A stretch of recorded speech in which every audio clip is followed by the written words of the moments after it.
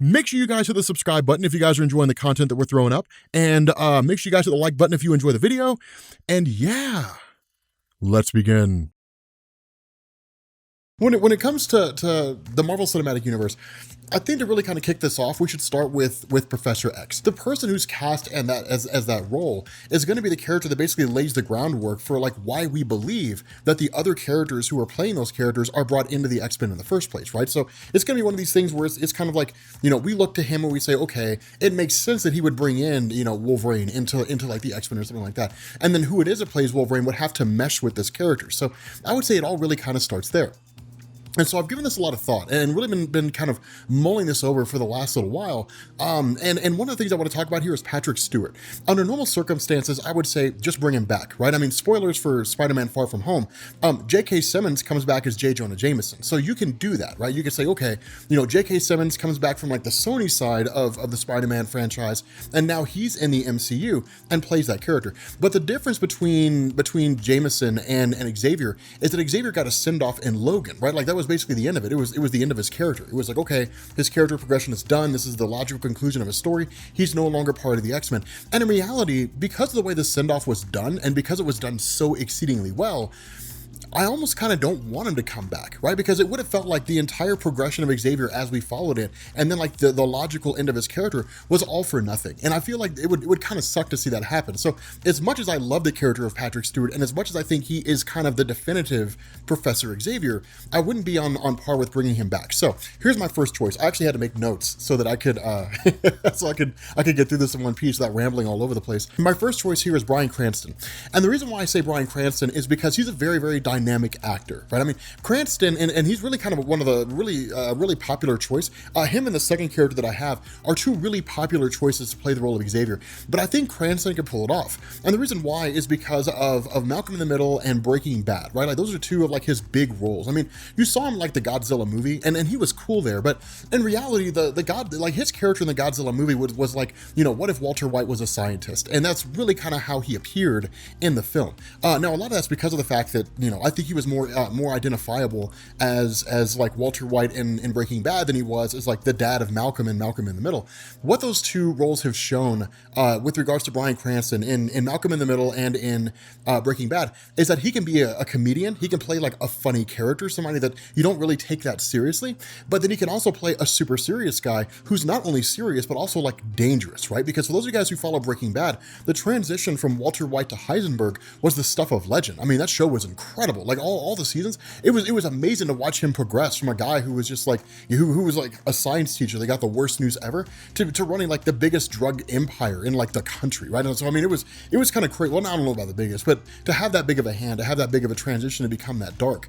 When it comes to Xavier in the comics, one of the things that Fox kind of got wrong, or I don't know if really got wrong, but so much as didn't really hit on all that often, is that when you looked at Patrick Stewart, Xavier was just kind of like a kindly guy, right? It was kind of like, okay, he's like a wise old guy who's trying to steer the X-Men to greatness. No, in the comics, he's a dick. Like he's kind of an asshole. And like that's the way his character always was, right? Like he was manipulative to a degree. He would kind of screw people over. He was always doing things for what he thought was the right thing to do, even if it meant leaving the X-Men hanging. That's one of the reasons why post-decimation, after the events of House of M, when Xavier's vanished, when he's gone for however long and then he returns, and Cyclops and Emma Frost have been running the X-Men all that time, the Cyclops is like, we don't need you, because with you not being here, we saw how the X-Men should run versus how they were under your direction, and like you're kind of a dick, so like go away. Like that was really sort of the direction that Marvel was taking the character. The whole idea behind the Illuminati, different things like that. So Xavier was kind of conniving and kind of manipulative to a degree, and I think Cranston could pull that off.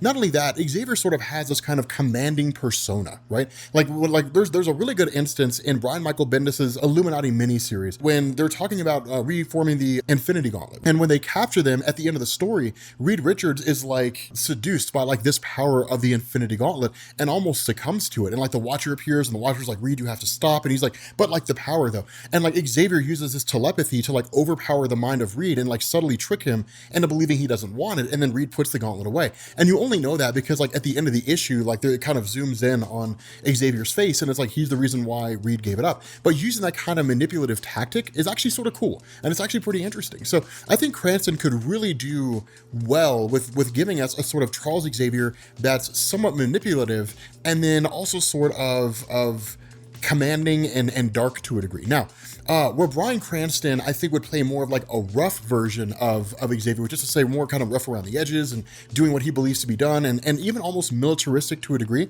The actor Mark Strong, I think, would bring a more like nuanced version of Charles Xavier, right? Because Mark Strong, if you saw him in the Kingsman movies, he's really more of like a kind of an assistant, almost kind of like an Alfred-esque character in terms of the role that he plays. But he's really more sort of not really jovial, but like a guy who's sort of more lighthearted than if you look at him as like the villain in the original, or not really the original, I guess, in the remake of the Sherlock Holmes movies with Robert Downey Jr. And so I think that if you take a character like Mark Strong, who really seems to be a little more polished than like not Brian Michael Bendis, than Bryan Cranston is, who seems not as rough around the edges, not as rough, rugged, and raw, I think that would bring more of like a nuanced version of Xavier. But at the same time, again, Mark Strong can do a lot of the same things that Bryan Cranston can. You know, he could play a very manipulative and even a very, very dark version of Charles Xavier with these kind of hidden agendas and things like that we're not readily aware of. But again, I think both of those two guys right there would do an amazing job of playing the character of Charles Xavier. But the third guy, and this one I think is probably going to be a little questionable to some people, is Sir Ben Kingsley. And the reason why is Sir Ben Kingsley would actually bring a kind of pomp and circumstance to the Marvel Cinematic Universe that really hasn't appeared there before. But that's a dangerous game, because when it comes to the MCU, one of the reasons why I left out characters like Daniel Day-Lewis, who's a popular choice to play Charles Xavier, is because that's kind of a super high caliber level of actor that I think the Marvel Cinematic Universe doesn't really need. I think the great thing about the MCU is that while you have actors, while you could look at somebody like Sir Ben Kingsley, who is an Academy Award winning actor and who's played some incredible roles, he's also extremely dynamic in terms of his acting ability. He has a very, very, very wide range. And so I think he could play off a believable Xavier, but he'd be able to play more of an Xavier who's kind of like a wiser guy, right? Almost akin to Patrick Stewart, where he's been around the block a few times, where he's really more of like a kind of guiding hand for Xavier, almost like Martin Luther King in terms of how Xavier was originally designed and sort of envisioned by Stan Lee and Jack Kirby when he was created, as opposed to the more dynamic version that we saw under like Chris Claremont and like the writers that came after, Chuck Liddell and Chuck Austin and Grant Morrison and all these different guys, and soon to be Jonathan Hickman. In terms of like the original appearance of his character, I think Sir Ben Kingsley would be able to bring a more kind of wiser and more experienced version of Xavier, but that could or could not work out. And the reality is that it really depends on the version of Xavier that the Marvel Cinematic Universe goes with. If they end up going with the Ultimate Universe version of Charles Xavier, well, he was a new mutant just like everybody else, and he was flying by the seat of his pants. It just happened to be that he sat down and said, we need a team of mutants out there to basically help with everything that's going on.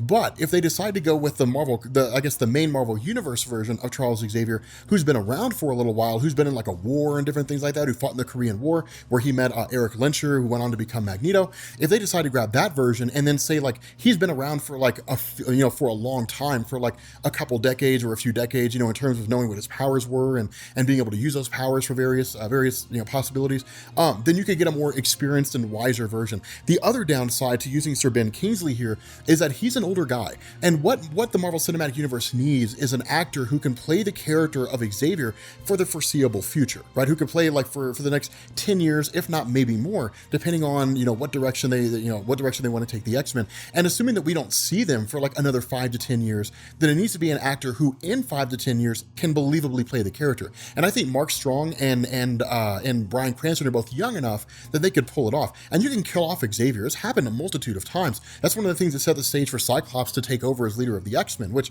I think is a logical conclusion for the role of Xavier in the MCU, is for him to die off and then Cyclops to take over as leader of the team, possibly even follow the main Marvel Universe chronology in Marvel Comics, that he becomes more militaristic and almost akin to classic Magneto in terms of how he leads the X-Men.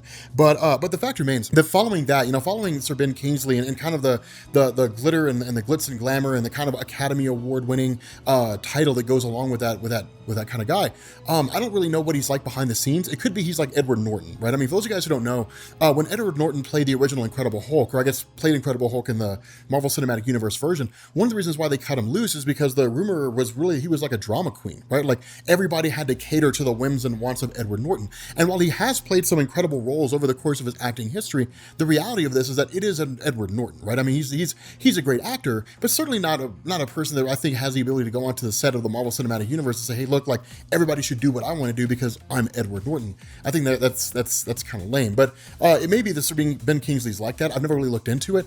From what I hear, from what I've, from the little bit of surface investigation I've done, the guy's, actor who's been around for a long time and is great to work with, but I don't really know. But that leads us into my final choice here, who I think might be a little bit controversial to some people, and that's Ian Mcshane. Now, Ian Mcshane, for those of you guys who don't know who he is, most of you guys will recognize him from the John Wick movies, right? The guy who was the head of the hotel, whatever it was, where, he told John Wick, hey, like, you're screwed, like, I can buy you an hour, but that's basically it, and everybody's gonna come after you. The guy with the curly hair and, like, the amazing voice. I wish I had his voice. You shave that guy's head, you slap him in a wheelchair, I think he'd be an amazing Charles Xavier. I really do think he would, because Ian Mcshane, if he plays the role correctly, and if the role is written correctly, I think would make the next best Charles Xavier after Patrick Stewart, because Mcshane would be able to bring this kind of persona to Xavier where he's almost kind of mysterious, right? Like he's a guy who's there who leads the X-Men, but you're always kind of left wondering, what's he really thinking? Like, what's his real plan here? I think Mcshane could really do that. Like, I think Ian Mcshane could really pull that off. He's got the kind of persona where he sort of sits back, and it's not really one of these things where like he's loud and obnoxious and boorish because he needs people to know he's in charge. It's one of these things where he's kind of like, I'm in charge here. Like it's one of these things where he could put off the impression, not so much that he needs to be heard, but if he has something to say, he will be heard, right? Like he can kind of be that version of Charles Xavier that we need, especially when you're talking about the Marvel Cinematic Universe invoking the Illuminati, which they will, in the Marvel Cinematic Universe showing this kind of inner circle of various people who have these, positions of authority and are using it to safeguard the world and operate behind the scenes and so on and so forth. I don't really know how they'll do the Illuminati without Tony Stark, but I'm sure they'll make it work. But the fact remains, in my mind, I think Ian McShane's actually the best choice to play the next version of Charles Xavier. But I don't know. I mean, it really is a crapshoot. It really is one of these things where, actors have surprised us. I never would have picked Heath Ledger to make a good Joker.